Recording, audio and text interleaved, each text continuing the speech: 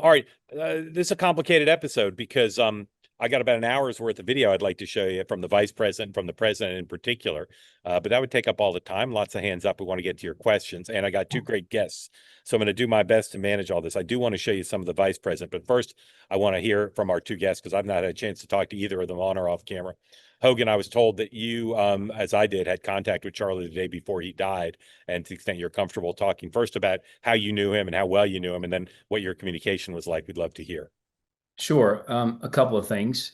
I remember distinctly being in the White House and Charlie being there at the time with Candace Owens, and they were always around doing things. And I remember kind of some of us sitting off to the side going, this kid is so ambitious, smart, but he's really building something. This is impressive to be so young and be doing all of these things. And we all just kind of were in awe of the whole situation, of who he was, what he was able to construct, the movement he had built with young people that typically did not get involved in politics. And they sure didn't get involved on the Republican side by any stretch of the imagination. As we all know, younger people typically lean left. For him to kind of build this out was always something. I think it can't be overstated how devastating this is, and how big the fire it is lit under so many on my side of the aisle politically.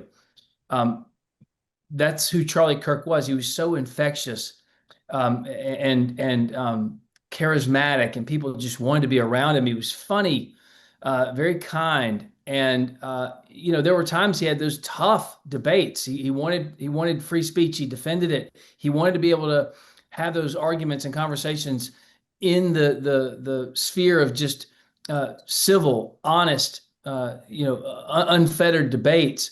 He would bring facts to those conversations, try to take emotion out of it. That was one of his things. He began to become even a stronger Christian than he was early on. I watched him grow in his style and his abilities just right before my very eyes. His TPUSA functions are can't miss, and they are incredibly produced with fireworks and pyrotech, all these crazy smoke machines and all these things that made people excited about politics and getting involved at local levels. Again, it's a huge loss, but the legacy lives on. The entity will live on, and I think the movement will only grow because of this. But lastly, I'll just say he was always very nice to me. I had a lot of text messages come in from friends who said that he spoke really highly of me. I didn't know him well, but we were always together backstage at certain things. We were on stage just as recently on a panel at the convention, and Charlie was actually slated to speak at Ole Miss in October, Mark. And I went to Ole Miss, and so I was texting him, "Hey, I see you're going to my alma mater." He said, "Oh, you have to come. We're gonna have a blast." And so I was literally looking at tickets to find out when I could fly into Memphis and drive down to Oxford to be with Charlie. And then this happened, and of course, changed not just my plan, but I think the plan of millions of people. Thank you, Hogan. Michael, I'd love to hear just your thoughts about what happened over the weekend, what's happened into today, where you see the whole country and including your party now in dealing with this. Yeah. So just for transparency, I didn't know him, and I have to be honest. Depending on where you sit on the ideological spectrum, even in the Democratic Party, I just didn't know a lot about him. And what I did know was very little, and was that he was outspoken, that my side, my party, would consider him probably more controversial and inflammatory, more provocative. But I didn't really know, I didn't really pay attention to him beyond that. I regret it. And I'm sad because while I am a very close observer of news and politics and events, I've been shocked by the sort of blast radius of this event and this story. And I have learned, sadly, more about him in death than in his life, and I regret my own ignorance in that respect, that I put him in a box and I didn't choose to voluntarily learn more about him, his skill sets, his aptitude, his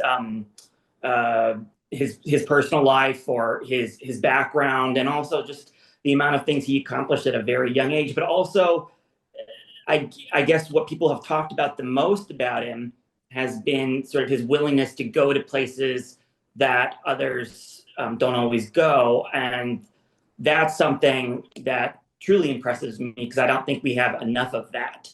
Right. Michael, I love that you said that, because it's very honest, and it gives me an opportunity to say something I've been thinking since the earliest days of this, which is Democratic ignorance about Charlie, even amongst people as well informed as Michael, is a part of the problem we have now. There are three things, and Michael alluded to, I think, all of them, that Democrats didn't know, and still most of them don't know, that are extremely accounts for, I think, some of the huge asymmetry about how people are reacting to this. First of all, how much he accomplished.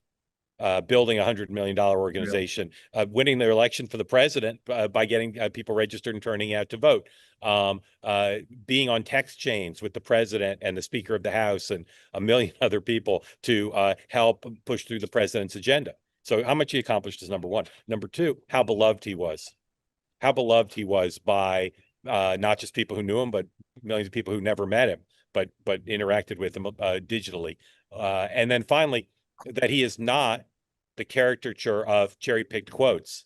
He said controversial things on occasion, although some of the things that are characterized as hateful or inflammatory are simply the positions of tens of millions of Americans that just happen to not be consistent with the views of the Democratic Party. But Sure. he is not the accumulation of cherry-picked quotes. So all those things, so well known by the tens of millions of people in the red team, not known by very many people on the blue team, I think accounts for part of the conflict we're seeing now. Cozy Earth makes incredible products. You can buy them on the interweb, and we're going to give you 40% off, including their bedding, softest sheets I've ever slept in. Very nice. And of course, shirts, pajamas, all sorts of things. But as you know, I'm a big fan of the pants. The Cozy Earth pants, everything made from viscose from bamboo, whisks away moisture and heat, and just comfortable, and they look great. Wherever you wear them, they look great. So right now, if you want to get any of the stuff, please go to cozyearth.com and put in the code TWOWAY for 40% off. You won't regret it. Trust me, many of you have already done it, and many of you have sent me texts and emails saying, Mark, so surprised how right you were. Not that they didn't trust me, but they thought I wasn't even being gracious enough and declaratory enough. So again, go to cozyearth.com right now. Great stuff, especially the pants, including the pants, 40% off. Built for real life, made to keep up with yours. Cozy Earth, thank you for your attention to this matter. Want more great clips like that? I've got an idea. Hit the subscribe button, be part of the Two-Way community, never miss a clip, and you can always watch our full episodes, join them live, go to twoway.tv.